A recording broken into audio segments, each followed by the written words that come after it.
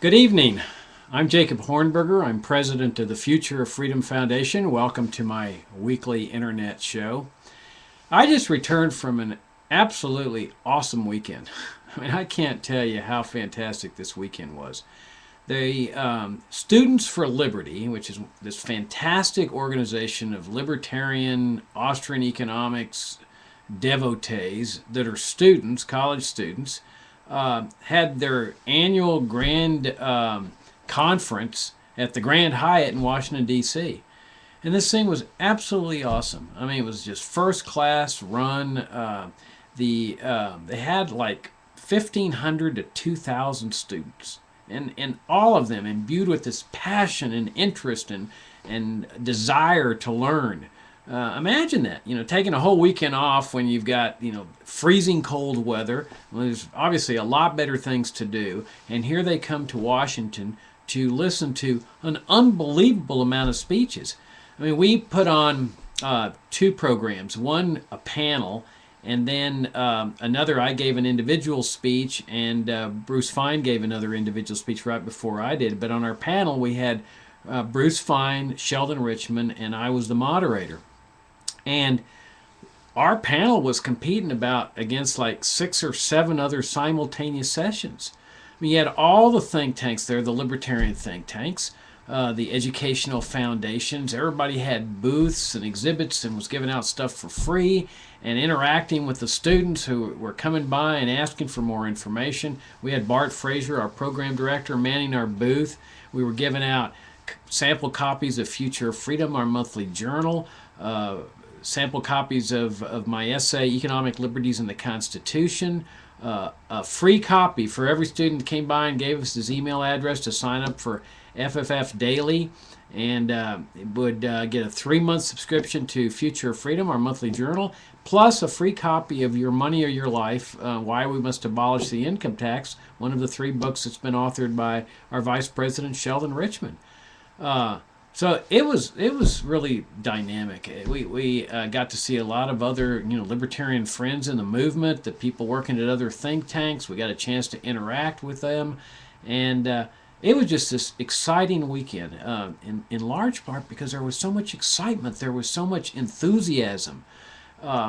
There's something about the spirit of youth. They just haven't been battered down in life yet. Like it happens when we grow up. We become adults, and bad things happen. You hit the rough patches in life, and they tend to just kind of batter you down. And so I hear sometimes people in the libertarian movement, grown-ups, adults, saying, oh, I'm so depressed and so despondent about how things are going and stuff. And sure, things aren't going well. But, man, you walk into a group like this of, they said it was 2,000 students, and you don't have that attitude at all.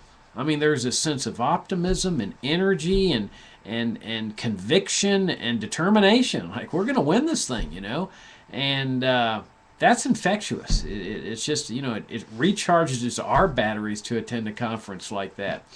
And so you had the Students for Liberty, sponsoring this annual conference. But then within this conference, you had this other great student organization called the Young Americans for Liberty that, were given a bunch of slots to have programs of their own within the conference of the Students for Liberty conference. So here you had this fantastic example of 2 organizations, both orienting towards students, their student memberships, both national organizations, both libertarians, working together, and one sponsoring the conference and then providing slots for the other one. So, we bought a sponsorship to help support this thing, and that gave us a booth and gave us an opportunity to present a program there. And we presented this panel on civil liberties and foreign policy in the war on terrorism, featuring Bruce Fine and Sheldon Richman, and then I was moderating it. And it was great. We only had an hour, but I just gave a little welcome and introduction, and then Sheldon spoke for about 15 minutes, and then Bruce talked for about 15 or 20 minutes, and then we opened it up for Q&A. And it was a really nice, succinct presentation of why we focus on civil liberties at the Future of Freedom Foundation. And then I followed this up when I gave my talk within this conference today. The panel was yesterday on Saturday, and then on Sunday this morning I drove back in and gave a talk on why civil liberties are so important. The civil liberties within the context of a free society. And right before me, coincidentally, was Bruce Fine. So guess what? Yesterday we videotaped. We had our own videography there because they weren't videotaping all the programs. So we videotaped our panel. So you're going to get to see that. It'll be posted on our website, fff.org. We'll send out the link on FFF Daily. And so you'll get to see this panel. Really nice panel. We're really proud of what we put together for these students. And then, coincidentally, today Bruce Fine was in the same room right before me, and he's giving a talk on empire and foreign policy. And so we asked if we could videotape his talk. They hadn't planned to videotape it, and they said sure. And we asked, can we put it on our website? And they said sure. So we got a fantastic talk by Bruce Fine that's coming on the website this week. And then I gave my talk, and of course that was videotaped. That's what we had the videographer there for. And my purpose was to talk to these students about why it is that civil liberties is so important. And if you'd like to watch the talk, that's great. I thought what I'd do tonight is hit some of the highlights on this thing, because a lot of people wonder, how come FFF spends so much time on civil liberties? And I told the students, I said, look, there's no question about the fact of why most people are drawn into the libertarian movement and why most people come to a conference like this. Most of the speeches deal with economic principles. And that's what got most of us into the libertarian movement. Again, that's the way it got me into the libertarian movement. I mean, people look around. You see the out-of-control federal spending. You see the out-of-control debt, especially as young people. They're not dumb. They know who's getting saddled with this. And the grown-ups are saddling them with it, and they know this. And then you've got, the inflation, the constant debasement of the currency, the irredeemable paper money, the confiscation of gold by the federal government, the nationalization of gold. They see the Federal Reserve and all this little shenanigans. And they see all the price controls, minimum wage laws, the managed economy, all the status stuff on economics. And that sort of causes people, or some people, to think, what's going on here? What's the problem? And of course, we've all been, indoctrinated with the notion, well, the problem's the free market. Free enterprise is the problem. We need more regulation, more control. Well, the thing that distinguishes us libertarians from the statists is that we don't buy into that nonsense anymore. We've broken free of the indoctrination of the propaganda. The problem is with statism, with the welfare state, the managed economy, the notion that the government should be running the economy and that the president should be the job creator in chief, and how he's over there proposing all these grandiose public works projects. I mean, it's just ridiculous, I mean, it's like you go to a doctor, and the doctor says, well, you're suffering from arsenic poisoning, so let me give you some more arsenic. And that's what Obama's doing. You can see it in the State of the Union address, But of course, he doesn't understand that the problem is all this federal spending, all this welfareism, all this support of dictatorships, the warfare state, the whole shebang. He doesn't understand that it's his paradigm, the statist paradigm, that has just failed. Well, these students understand that. And I told them, I said, look, that's how I got into the libertarian movement, through economic principles and Austrian economics. And, we come to conferences like this to hear talks on economics. And, we all read the same people, Ludwig von Mises and Friedrich Hayek and Milton Friedman and Ayn Rand and Henry Hazlitt and Frederick Bastiat, and then, of course, the whole realm of Austrian economists in our day and public choice economists. And so there's a real high level of awareness among these students with respect to Austrian economics and free market principles, and it's exciting because when we start getting together to talk, there's this common understanding. They know who Mises is, they knew who Hayek was, and there's none of this sense of, well, let me explain to you who Friedrich Hayek was or Milton Friedman and so forth. There's just a common understanding, despite the fact that we're so much older than they are. But they, like many other libertarians, they look at foreign policy and civil liberties as like, well, it's sort of a side issue. And just, it's like an esoteric thing. It's nice and so forth. But we're here for economics. And so, why even bother? Why bother with civil liberties and foreign policy? And so what I told them, and what I'll share with you today, is the reason we do this, especially at the Future of Freedom Foundation. And I told them, I said, we've taken a leading role in this area. I mean, back since our inception. If you go back to, I forget what issue it was, maybe the June issue of Future of Freedom, which we call Freedom Daily back then. You can find all these on our website at fff.org. We devoted almost the entire issue to the critical importance of civil liberties. And then I think the previous May we had, maybe that's the July issue of 1990, and then the previous May issue of 90 we had devoted to foreign policy. I mean, we've been addressing this issue for some 23 years. And why is that? Well, as I told these students, believe it or not, that when you weigh economic liberty against civil liberty, guess which one's more important? And you could tell their eyes were kind of big because they thought I was going to say economic liberty, but it's not the case. Civil liberty trumps economic liberty every day of the week, and this is coming from a guy who believes strongly how important economic liberty is. I mean, that's how I got into this movement. The idea of socialism, bringing down a society, interventionism, economic interventionism, that the welfare statism, the managed economy. That's the root of our problems here. All the out of control spending, and now the warfare state too, because they're spending money on that too. But the core of this thing is economic principles. But guess what? Civil liberties trumps that every day of the week. And so I said, let me give you a real life example. And this will be on the speech, so this will be a little bit repetitive if you watch the speech, but there's nothing wrong with the repetition, because important points deserve to be emphasized and repeated. And I gave them an example, a real life example, which was Chile, the country of Chile. And that real life example occurred on 9/11. Okay? But 9/11, 1973. You see, there have been two critical 9/11s that have been important in the lives of the American people. Now, you're sitting there scratching your head and saying, now, wait a minute, Jacob.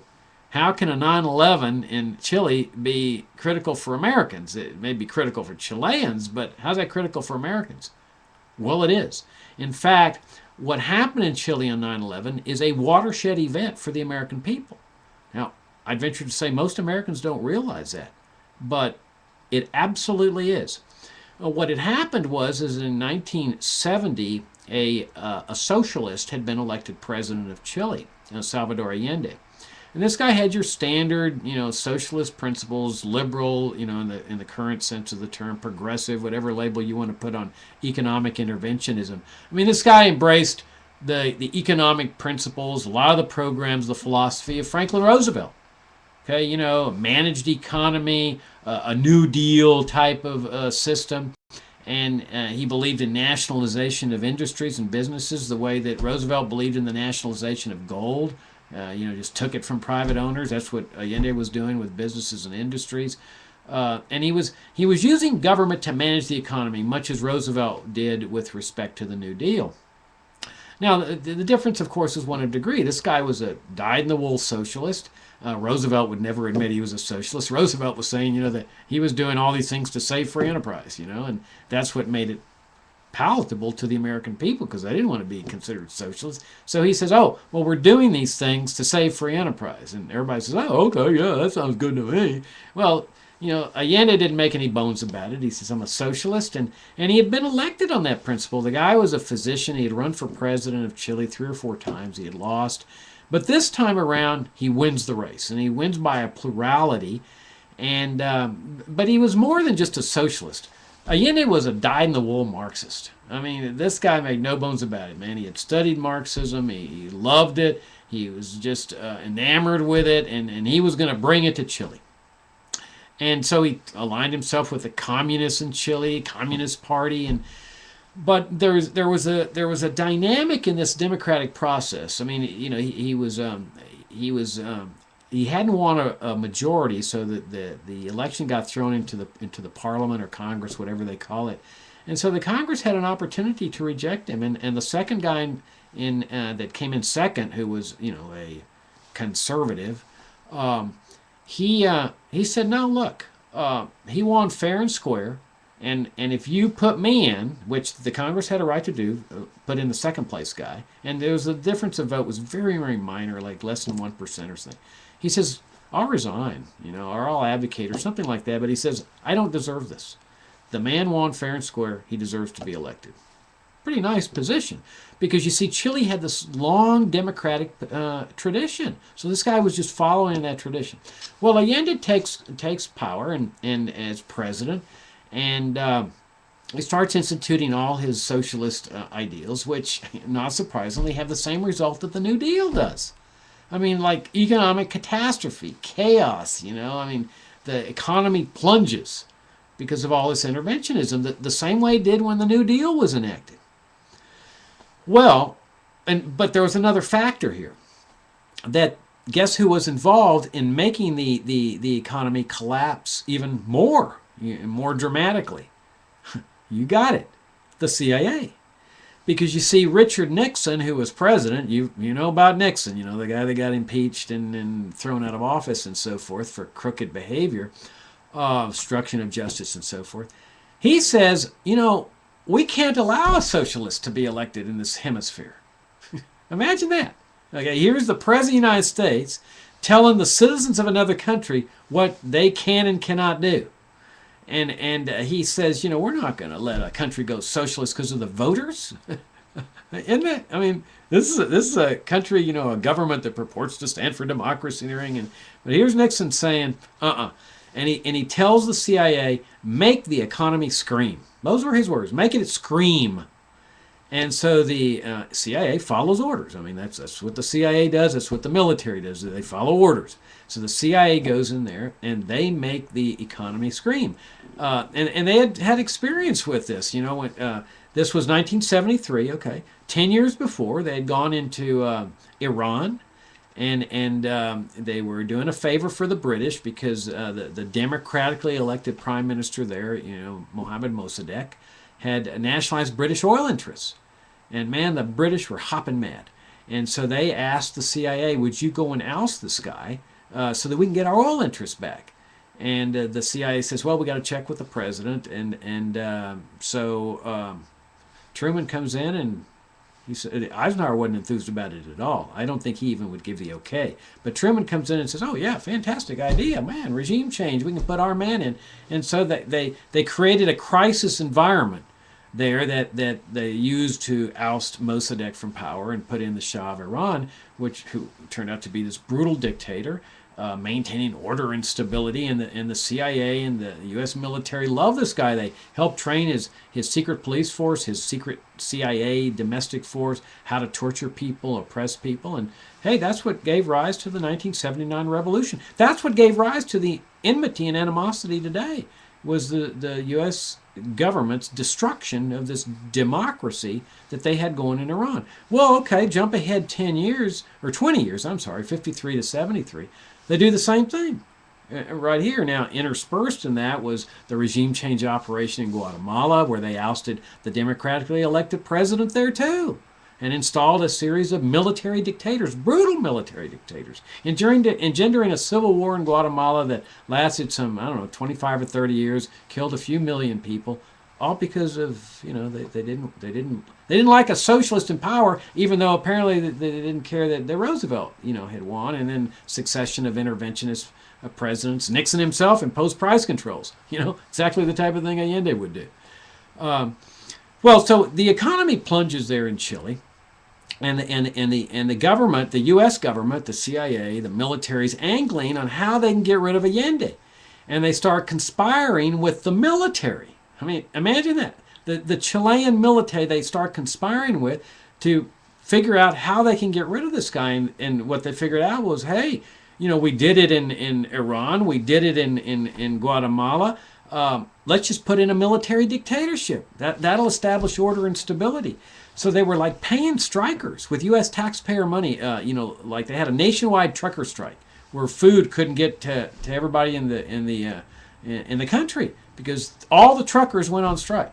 Well, guess who was paying the truckers so they didn't have to worry about a loss of pay that might have discouraged them from striking too long? CIA, using taxpayer money. So this thing starts to plunge, and so the military comes in as the great savior. This is when General Pinochet takes power on 9/11, 1973, in this coup, and so they say, we're now in charge, and we're going to establish order and stability. And immediately, all democratic processes stop. The debates, there's a great film on this. Gosh, I forget the name of it now, but it's a documentary, award-winning documentary by a Chilean producer, and it's a two-part documentary. If you want to email me, I'll dig it up, and subtitled English and so forth. But before the coup, you could see the democracy working in this country. Debates, arguments, protests, demonstrations. I mean, it's like, if you love democracy, I mean, you think, wow, now, yeah, sure, Marxists are over there making their pitches and socialists and so, but I sit there and say, well, so what? I mean, that's what freedom of speech is all about, and freedom of political activity and democracy. Messy, chaotic. They had a demonstration in the street one night in front of Allende saying, we will defend you, because there were rumors that a military coup was going to take place. And like 800,000 people showed up at this march down the main street, but their wish to help Allende against the military was a ridiculous wish. It wasn't a ridiculous wish. It was just ill-founded because they have gun control in Chile. So the people didn't have any way to resist the military that had a monopoly on the ownership and control of guns. Well, so Allende takes power, and there's battles. I mean, the military starts bombing the National Palace where Allende is, demanding that he surrender and stuff. Allende doesn't surrender. He commits suicide rather than being taken captive, because I assume he feared being tortured and so forth. So the military's now in charge, and what there's reasons why this is such a watershed event for Americans is that the military loved this, the U.S. military and the CIA. Remember, this was a Cold War still. The Vietnam War was still going on. That here was a military general, anti-communist, coming into power. And so they loved it. They actually helped bring it about. And so this guy starts embracing the economic philosophy of Milton Friedman. Imagine that. So he hires a bunch of Friedman's people in his cabinet that graduated from the University of Chicago. They start implementing a lot of Friedman's ideas. Friedman himself goes down there and consults with people there and the regime, and they deregulate, they lower the taxes, they lower the regulations, more free trade. The things that Friedman advocates. Now, nothing was pure. They limited the supply of money that the central bank could issue, and bringing down inflation. And it wasn't a purist libertarian society, but by and large they were orienting toward Friedman-esque free enterprise policies. Well, there you have it. You see, it's freedom. You've got the guy's not democratically elected, but we can overlook that, tongue-in-cheek. But he's establishing free enterprise policies. Freedom, right? It's a free society, except for the fact that the guy's not elected, but at least you've got a free society, right? Well, not exactly. Because what this guy had was his war on communism, which was no different principle than President Obama's war on terrorism. That he ended up rounding up around minimum 40,000 people. Okay? Now, no trials, no jury trials, no due process. The courts rolled over, just like they've pretty much done here, the federal courts in Chile, that all he had to do was say national security, war on communism, and that was it. That shut down any judicial inquiries into these roundups. Federal judges there were scared to death. And because this was the military and the domestic CIA and so forth. And so they started rounding up 40,000 people, not because they were like resisting with force, because they didn't have guns. Because they had an idea in their minds that they were convicted to, that they were committed to. That idea was socialism. And so they're rounding up these people for being socialists and communists for what they believed. And then they took them into torture chambers, and they tortured the dickens out of me. I mean, I don't even want to describe what they did to them. It was just so horrendous. There were rapes by the troops. And the idea of torturing them was to get information as to who their friends were. So as soon as the people would buckle, because when you learn about what they did to them, I mean, you grimace. They divulge the information, and which of course is what torture over here is all about: getting important information to save the country, national security, and so they round up the friends, and a lot of times they kidnap people on the streets. The same way the CIA does. Just last week, an Italian court convicted some Italian officials who had conspired with the CIA, who they also convicted of felonies and of kidnapping a guy and sending him to Egypt for torture, who turned out to be totally innocent, by the way. Well, that's what Pinochet was doing. He was kidnapping people through his military, through his police, and they would just walk, drive down the street, and they'd see a socialist. They'd get out of the car, grab him. Everybody else would just keep their heads down, shivering in fear, because there's nothing they could do. And they would take these people into the torture chambers and say, you are now a number. You have totally disappeared from society forever. No one will ever know what happened to you. And they would torture the dickens out of them, and then they'd put drugs in them and take them over the ocean, drop them in the ocean. And when anybody would ask any questions, what happened to the disappeared ones, they didn't have to answer. Any more than President Obama has to answer when, he has his people assassinate that 16-year-old teenage American boy or his father. He's not answering any questions, and Pinochet didn't answer any questions either. Didn't have to. He says, war on communism, we're at war, I'm a commander-in-chief. Same thing President Bush said. When they were arresting Jose Padilla, sending him into American citizens, sending him into the military dungeon. Oh, and by the way, there was 2 American citizens there. Well, there were a lot of American citizens, but 2 of them were Charles Horman, 31-year-old guy. I think he was from New York. They made a movie about him, Missing. Fantastic movie. You can get it on Netflix or Amazon Instant, whatever. It's fantastic. Jack Lemmon, Sissy Spacek, and his friend Frank Tarugi. And the CIA said, we didn't have anything to do with this. Some military didn't have anything to do with this. And 25 years later, the State Department releases a document saying, hey, it looks like the CIA did have something to do with this murder. And that's one of the reasons why it was a watershed event. They murdered an American citizen, participated in it, and probably 2, both of them. And why? Tarugi hadn't done anything, and neither had Charles Horman. They had just been progressives, liberals, socialists. They liked Allende. They were down there to write about his regime and study it and so forth. And then it looks like Horman had gotten evidence of U.S. complicity in the coup with the CIA and the military. And so they felt that was a threat to national security, apparently. We still don't know what motivated. Nobody's ever investigated it. The Congress won't investigate. This is the CIA, nobody's going to investigate them on a murder of an American citizen. This is national security.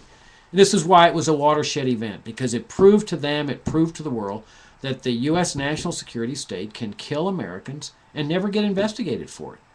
And, well, a Chilean judge in the last month or so has indicted a U.S. military official that gave Charles Horman a ride. And they've indicted him for complicity in the murder. But I have no doubts that the U.S. national security state, the Pentagon, the Justice Department, President Obama is going to resist that extradition with great vehemence. So here you have an example where you have an economic crisis on 9/11 as compared to a terrorist crisis on 9/11, in which the president exercises and wields the same powers. The power to round up his citizens, put them in a detention camp, torture them, keep them forever, execute them, and if necessary, assassinate them. This is not the hallmark of a free society. It is the ultimate power of a dictatorship. It's the same powers wielded by Hosni Mubarak in Egypt, one of the partners in the U.S. government's torture rendition regime, which they've supported with U.S. foreign aid for decades. I mean, they believe in this stuff. They believe in these military dictatorships. They installed military dictatorships in Guatemala after they had ousted the democratically elected president. And so you can have these crises, and here's Pinochet having free enterprise, but that's not freedom. Because when you have a government that has the authority to zap him, zap him, zap him, zap him, what difference does it make whether you have freedom of speech, freedom of religion, freedom of the press, economic liberty, when they can zap you out of existence without going to a court, charging you with an indictment, due process of law, which was Magna Carta was all about? And that's why we say that economic liberty, as important it is it's not as important as civil liberties, because you can go over there and making all the money in the world, but if they just pick up your daughter and cart her away, take her to the torture and rape chambers, or your wife, or your cousin, or your brother, what good's your economic liberty at that point? What good's your religious liberty? That is the ultimate power. That's a power that dictators throughout history. That's the first power. You want your guns? Keep your guns. But I have the power to keep you safe by zapping anybody in society that I want to zap. And, I'm going to do it to keep you safe. But don't ask me any questions, because I don't have to talk. And I don't have to explain to you why I zap these people out of existence by having my gendarmes pick them up and cart them away, torture them, execute them, disappear them, never hear from them again. And so this was our message. My message there today to the Students for Liberty is that anybody who wants economic liberty only, so be it. But that's not a free society.